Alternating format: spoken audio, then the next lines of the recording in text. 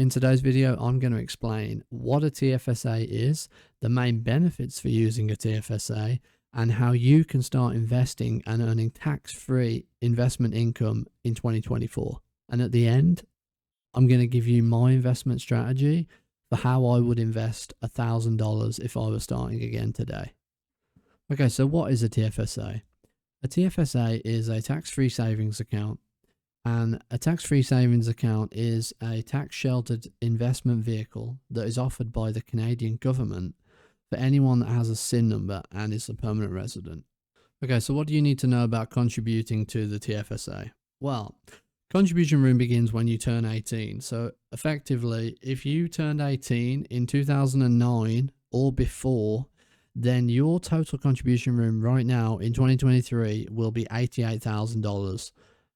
Or less, because if you turned 18 after 09, then your contribution room will have accumulated according to these figures here, and then you'll have to calculate your own, but this is how much it increased by every year. So all you need to know is whatever your maximum contribution room is, then you need to just figure out what you can put in, and you need to max that out as quickly as possible.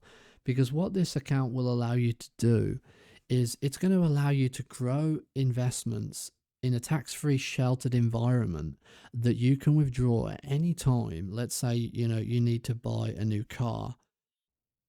Well, you can just withdraw it from profits from your TFSA. They're not going to tell you that you need to pay tax on it. You're not going to pay any, fee on it. And depending on who you're with, I personally am with Questrade and Interactive Brokers.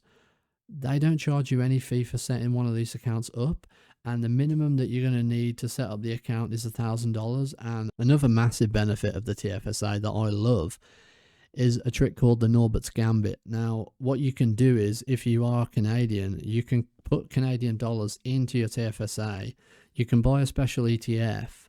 You can then contact chat, and you can tell them, hey, I want you to change this to the US denominated version of this ETF. Can you please, kid? And they're going to come back to you and they're going to be like, all right, I'll do that for you right now. It's going to take 3 days, but I'll get back to you. And you say, all right then. And then in 3 days, you sell that little cheeky ETF. You've now got US dollars in your account and you've paid nowhere near the exchange fee. Okay, so now how do you open your TFSA? Right.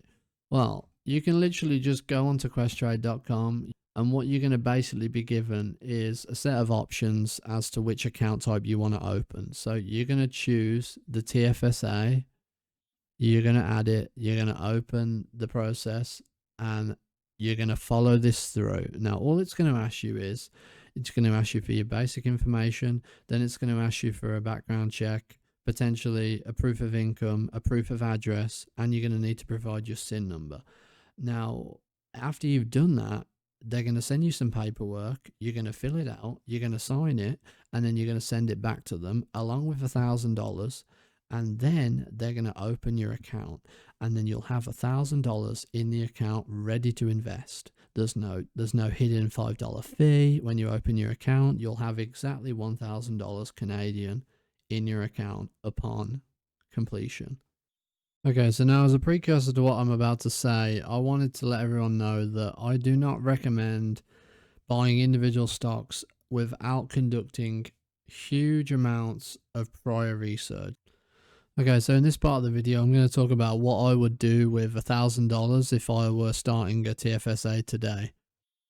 I think probably the best thing you could do right now with $1,000 would be to get yourself in on the Chinese internet. There's an ETF by the name of K-Web, and it basically tracks all the biggest Chinese tech stocks from Alibaba, Tencent, Baidu, BYD. I believe there's a lot more, but as you can see, value in terms of what you're going to get, like I said before, we're looking for undervalued securities. We're looking for bargains. We're not looking to pay full price. We're always looking to pay 50 cents on the dollar. We're not trying to buy something that's overvalued. We're not trying to buy something that's touted on Jim Cramer or Wall Street Bets. We're looking for stuff that's under the radar, that's flying under the radar and is undervalued. if you look back at the price of this ETF, it came out in 2014, and the price is not much higher than where it was then. I mean, it's basically appreciated nothing over the past few years.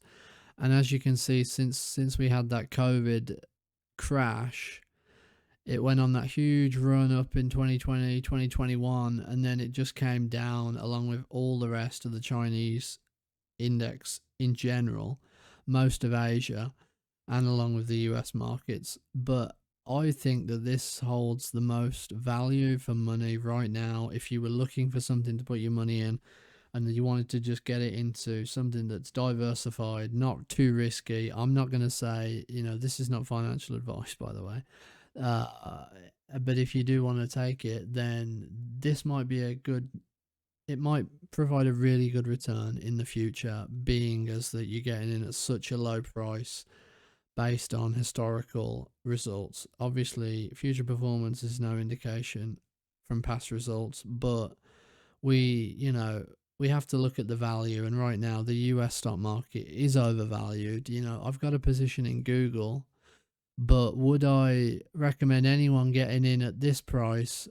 Definitely not. Like, I got in here because I saw the crash in 21 and I knew that it was temporary. Well, I didn't know that it was temporary, but you use your best guess, and you've got to take your chances when you can get them. And basically, I got in at near enough the absolute bottom again after I'd done it in 2020, and again I bought here in 2020 again. Like, I loaded up the truck basically by here. This was the final bullet for me, and yeah, I'm gonna ride it now until probably we see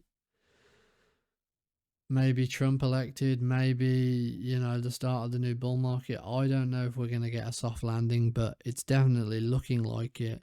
And I just wanted to give you guys kind of my thoughts on what's happening right now.